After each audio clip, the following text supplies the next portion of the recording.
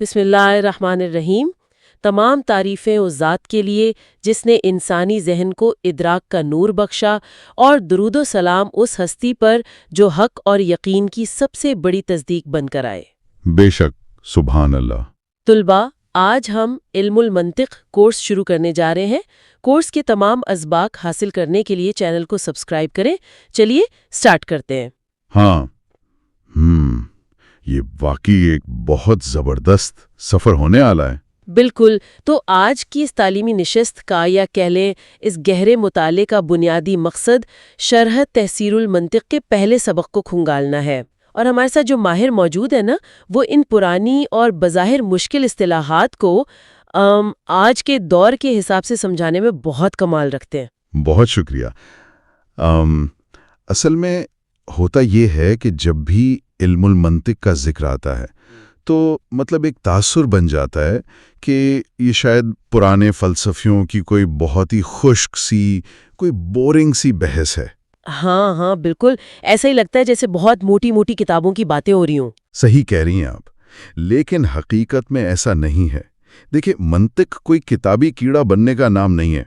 یہ ایک بہت ہی جدید اور لازوال قسم کا ٹول ہے، خاص طور پر آج کے اس دور میں جہاں ہر طرف سے معلومات کا ایک سیلاب آ رہا ہے۔ تو منطق ہمیں یہ نہیں سکھاتی کہ ہمیں کیا سوچنا چاہیے۔ اچھا، تو پھر کیا سکھاتی ہے؟ منطق ہمیں یہ سکھاتی ہے کہ ہمیں کیسے سوچنا ہے، یعنی یہ ہمارے دماغ کے اندر چلنے والے پروسیس کو ایک شکل دیتی ہے تاکہ ہم جذبات میں آ کر کوئی غلط نتیجہ نہ نکال لیں۔ ارے واہ، مطلب یہ تو سوچ کو فلٹر کرنے والی بات ہو گئی۔ تو چلے اس دلچسپ سفر کا آغاز بالکل بیسک سے کرتے ہیں۔ شرح تحصیل المنطق کے پہلے سبق میں جو سب سے پہلا لفظ ہمارے سامنے آتا ہے نا، وہ ہے علم۔ بالکل، علم۔ اب عام زندگی میں تو ہم کہتے ہیں کہ بھئی فلاں کے پاس بہت ڈگریاں ہیں تو اس کے پاس بڑا علم ہے، یا معلومات کے ذخیرے کو ہم علم کہتے ہیں۔ لیکن منطق کی اس دنیا میں علم کی کیا تعریف ہے؟ دیکھیں، یہ فرق سمجھنا بہت ضروری ہے۔ لغت کے اعتبار سے تو علم کا مطلب محض جاننا ہی ہے، لیکن منطق میں اس کی تعریف تھوڑی مختلف ہے۔ منطق کی اصطلاح میں علم کہتے ہیں حصول صورت الشیء فی العقل۔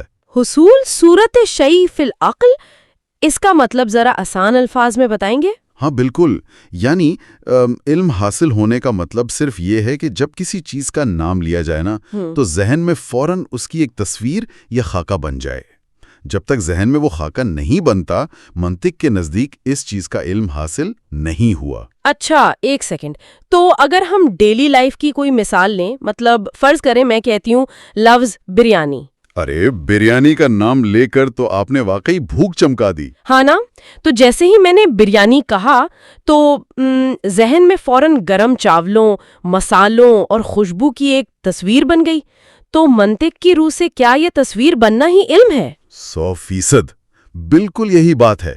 یہی جو تصویر فوراً آپ کے ذہن کے کینوس پر ابھری ہے نا، اس کو علم کا حاصل ہونا کہیں گے۔ صحیح، لیکن میرے ذہن میں ایک بڑا عجیب سا سوال آ رہا ہے۔ جی بتائیں۔ فرض کریں میں ایک اڑنے والے گلابی ہاتھی کے بارے میں سوچتی ہوں جس کا حقیقت میں مطلب کوئی وجود ہی نہیں ہے، تو کیا وہ بھی علم کہلائے گا؟ ارے یہ تو بہت ہی زبردست اور ٹرکی سوال ہے۔ منطق کی روح سے جی ہاں، یہ بھی آپ کے ذہن میں پیدا ہونے والا علم ہی ہے۔ واقعی؟ لیکن وہ تو حقیقت میں ہے ہی نہیں۔ دیکھیں، منطق اس بات پر بحث نہیں کر رہی کہ اس چیز کا باہر کی دنیا میں وجود ہے یا نہیں۔ منطق تو صرف یہ دیکھ رہی ہے کہ کیا آپ کے ذہن نے اس کا خاکہ تیار کر لیا ہے۔ اگر خاکہ بن گیا تو ادراک کا پہلا قدم مکمل ہو گیا۔ ارے واہ، مطلب ذہن میں تصویر آنا ہی سب سے پہلی شرط ہے۔ بالکل، اور یہیں سے سارا پروسیس شروع ہوتا ہے۔ جب ذہن میں تصویر آتی ہے نا تو انسانی دماغ اس معلومات کو 2 بڑی شاخوں میں تقسیم کر دیتا ہے۔ اچھا، 2 شاخوں میں؟ جی۔ وہ کون سی ہیں؟ ایک کو ہم کہتے ہیں تصور اور دوسری کو کہتے ہیں تصدیق۔ تصدیق، ہاں یہ الفاظ تو کتابوں میں بہت سنے ہیں۔ تو گویا ہمارا ذہن ایک قسم کی چھلنی کی طرح کام کر رہا ہے، جو بھی خیال آیا وہ ان 2 راستوں میں سے کسی ایک پر جائے گا۔ بالکل صحیح سمجھ رہی ہیں آپ، یا تو وہ محض تصور ہوگا یا پھر تصدیق۔ تو چلیں سب سے پہلے اس تصور کو کھولتے ہیں کتابوں میں جو عربی کی تعریف لکھی ہوتی ہے نا، وہ ہے ادراک المفرد من غیر حکم۔ یہ تو خاصی بھاری بھرکم اصطلاح لگتی ہے۔ الفاظ بظاہر بھاری ضرور ہیں، لیکن مطلب بہت سادہ ہے۔ ادراک المفرد من غیر حکم کا مطلب ہے کہ ذہن میں تصویر تو آ گئی ہے، لیکن اس پر آپ نے کوئی حتمی حکم یا دعویٰ نہیں لگایا۔ حکم نہیں لگایا یعنی کوئی فیصلہ نہیں کیا؟ ہاں، یعنی آپ نے یہ فیصلہ نہیں کیا کہ وہ چیز کیسی ہے یا وہ کیا کر رہی ہے۔ مثلا اگر میں صرف کہوں زید یا میں کہوں بھیڑ، بکری، گھوڑا، تو ذہن میں ایک خاکہ تو بن گیا۔ بالکل بن گیا، لیکن بات ابھی نامکمل ہے نا، کوئی حکم تو نہیں لگا۔ اسی خام خاکے کو منطق میں تصور کہتے ہیں۔ صحیح۔ میں اس کو سمجھنے کے لیے ایک مثال دیتی ہوں، بتائیے گا کہ کیا یہ ٹھیک ہے؟ جی بالکل۔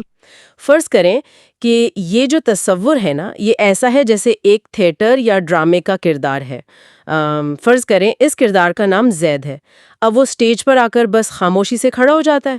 اچھا۔ روشنی اس پر پڑ رہی ہے، ہال میں بیٹھے لوگ اسے دیکھ بھی رہے ہیں، ذہن میں تصویر بھی بن گئی ہے، لیکن جب تک وہ کوئی ڈائیلاگ نہیں بولتا یا کوئی اعلان نہیں ہوتا کہ زید کیا کر رہا ہے، تب تک وہ محض ایک نامکمل سا وجود ہے۔ تو کیا یہی تصور ہے؟ کیا کمال کی تمثیل دی ہے آپ نے، بالکل یہی بات ہے۔ تصور اس اسٹیج پر کھڑا ہوا وہ خاموش کردار ہی ہے جس کے بارے میں ابھی کوئی دعویٰ نہیں ہوا، ناظرین بس اس کو دیکھ رہے ہیں۔ تو پھر یہ خاموش کردار تصدیق میں کیسے بدلے گا؟ دیکھیں، جیسے ہی اس کردار کے حوالے سے کوئی حتمی بات کہہ دی جائے گی نا، تو ہم علم کی دوسری شاخ یعنی تصدیق کی طرف آ جائیں گے۔ تصدیق کی تعریف ہے ادراک النسبت الحکمیہ۔ ادراک النسبت الحکمیہ یعنی حکم پایا جانا؟ بالکل، یہ علم کی وہ قسم ہے جس میں کسی چیز کے بارے میں کوئی یقینی اور حتمی حکم پایا جائے، چاہے آپ کسی کام کے ہونے کو ثابت کریں یا کسی کام کے نہ ہونے کو۔ مطلب اگر میں اسی سٹیج والے کردار کی بات کروں اور اعلان ہو جائے کہ زید کھڑا ہے، تو یہ ایک اس بات یعنی پازیٹیو ججمنٹ ہو گئی۔ 100%۔ اور اگر کہا جائے کہ زید نہیں کھڑا تو یہ نفی یا نیگیٹو ججمنٹ ہو گئی۔ دونوں صورتوں میں ایک بات طے ہے کہ بات مکمل ہو گئی ہے اور ایک حکم لگ چکا ہے۔ بالکل صحیح، لیکن ایک بات بتائیں، یہ جو ہم حکم لگاتے ہیں یہ ایسے ہی ہوا میں تو نہیں لگا دیتے، اس کے پیچھے کوئی بنیاد تو ہوتی ہوگی نا؟ ہاں بالکل، علم المنطق کہتا ہے کہ کسی بھی حتمی حکم کے پیچھے 3 میں سے کسی ایک ذریعے کا ہونا لازمی ہے۔ اچھا، 3 ذرائع، وہ کیا ہیں؟ پہلا ذریعہ ہے امر خارج یعنی بیرونی حقیقت، جیسے آپ آنکھوں سے دیکھ کر کہتی ہیں کہ آگ جلاتی ہے یا آسمان نیلا ہے۔ صحیح، جو ہم مشاہدہ کرتے ہیں۔ اور دوسرا ذریعہ ہے شرع یعنی شریعت۔ شریعت نے جو احکامات قطعی طور پر بیان کر دیے ہیں، جیسے نماز فرض ہے، تو ایک ماننے والے کے لیے یہ بالکل حتمی تصدیق ہے۔ بالکل۔ اور تیسرا ذریعہ کون سا بتایا آپ نے؟ تیسرا ذریعہ ہے ہماری عقل۔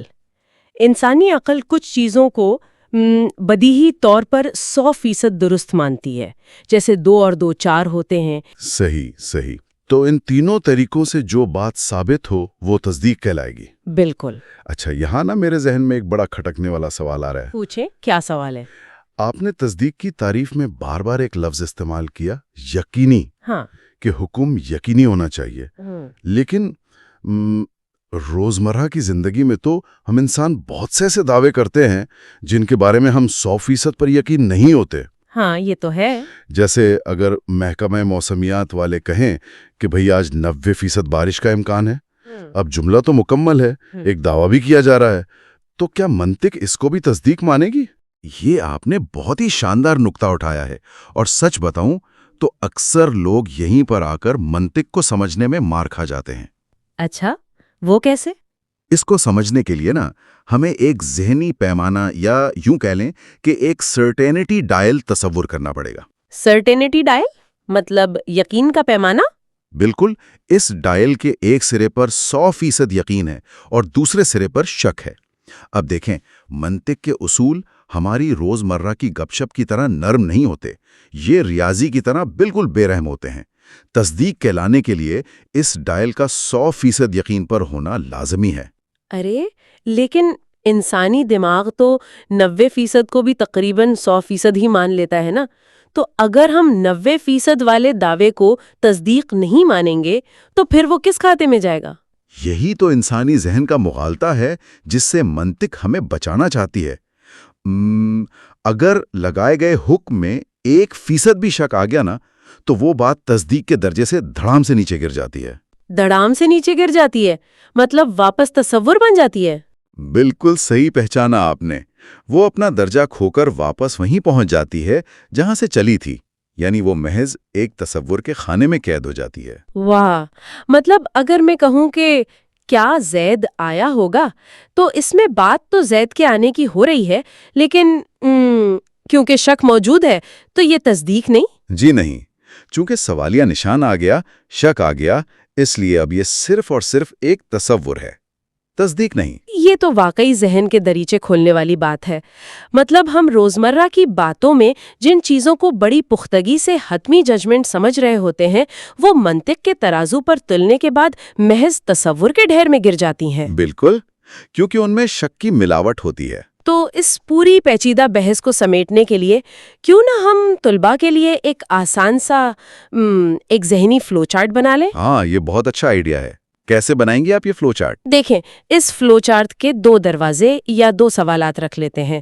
پہلا سوال یہ ہوگا کہ کیا پیش کی گئی بات میں کوئی حکم لگایا گیا ہے یا صرف نام لیا گیا ہے؟ صحیح۔ اگر جواب ملتا ہے کہ بھائی کوئی حکم نہیں لگایا گیا، بات ہی نامکمل ہے، تو رزلٹ صاف ہے کہ یہ تصور ہے۔ کیا خیال ہے؟ زبردست۔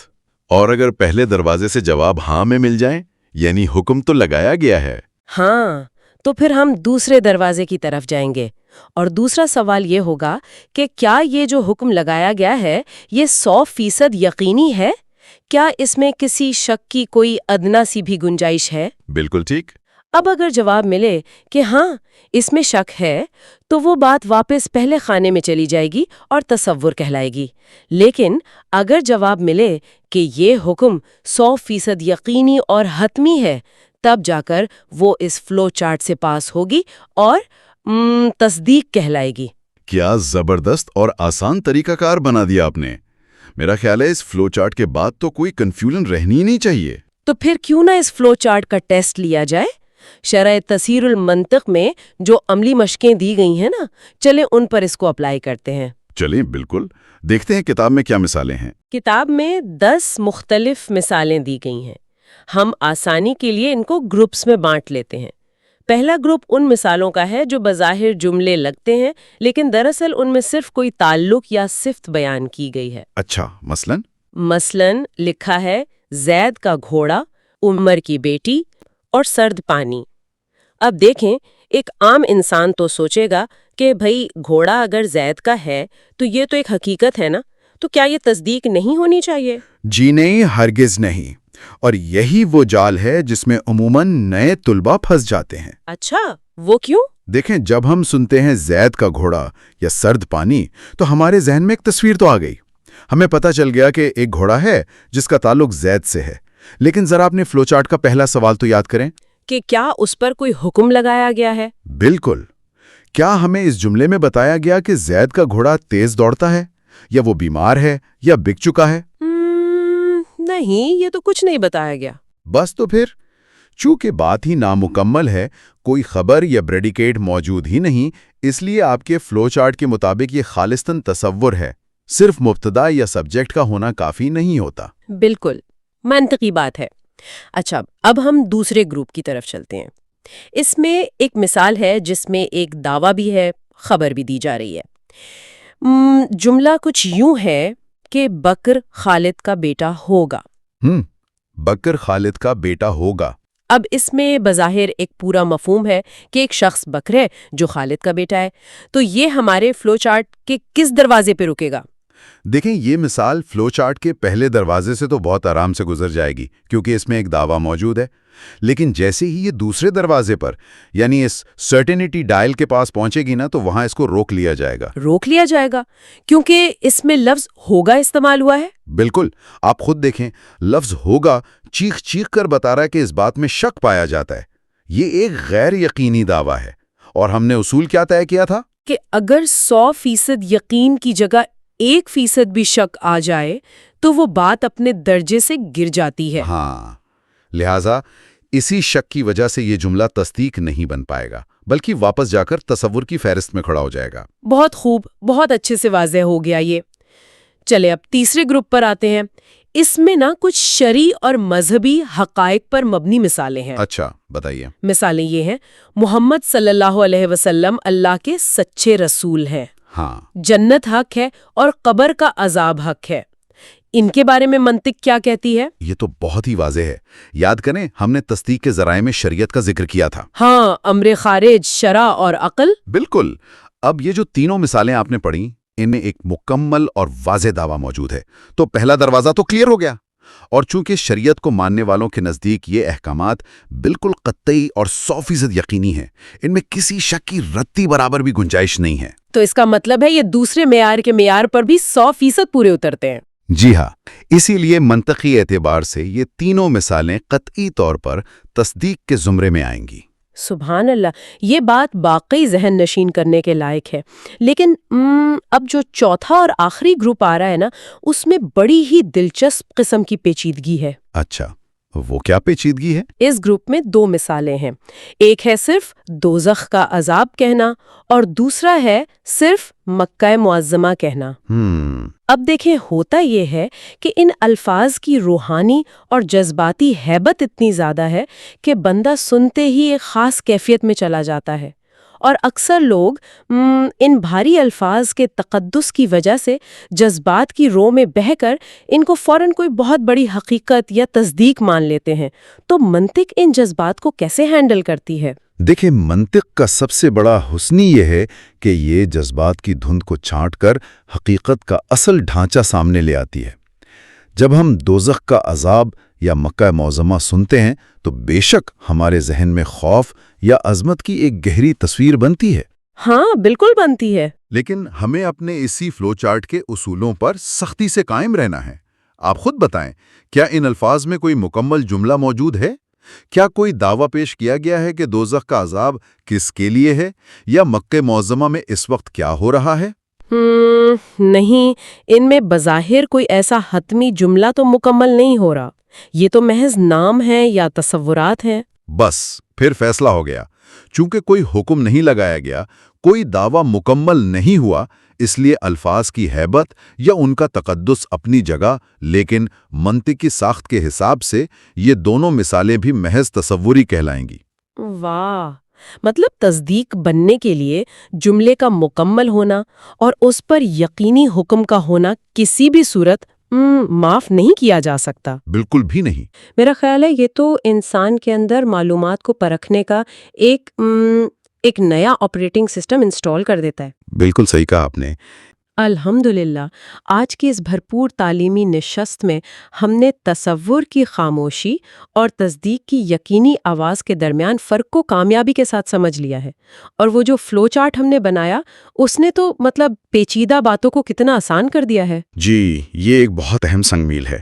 بنیادی اصطلاحات کو جب اس طرح گہرائی میں جا کر سمجھ لیا جائے تو آگے چل کر دلائل کی اقسام اور مغالطوں کی پہچان بہت آسان ہو جاتی ہے۔ یہ تو ابھی شروعات ہے۔ اس علم کی گہرائیوں میں مزید اترنے کے لیے ایک بار پھر یاد دہانی کرائی جاتی ہے کہ چینل کو سبسکرائب کریں اور نوٹیفیکیشن ضرور آن رکھیں تاکہ ہر نئے سبق کی اطلاع بر وقت مل سکے۔ بالکل مس نہ کیجیے گا کوئی بھی سبق۔ اور ہاں، آج کی اس نشست کو ختم کرنے سے پہلے اسی نقطے کی طرف واپس چلتے ہیں جہاں سے ہم نے بات شروع کی تھی۔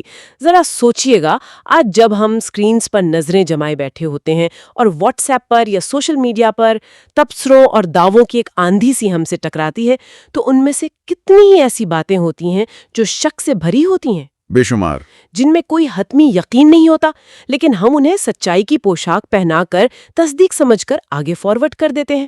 علم المنطق کا یہ ترازو ہمیں پکار کر کہہ رہا ہے کہ کسی بھی خوبصورت یا خوفناک تصور کو حتمی سچائی ماننے کی غلطی مت کریں۔ صحیح بات ہے۔ اگلی بار جب کوئی بھی سنسنی خیز دعویٰ آپ کے سامنے آئے تو فیصلہ کرنے سے پہلے منطق کا یہ فلو چارٹ ضرور ذہن میں لائیے گا اور پوچھئے گا کہ کیا یہ واقعی ایک یقینی حکم ہے یا محض ذہن میں بننے والی ایک ادھوری تصویر؟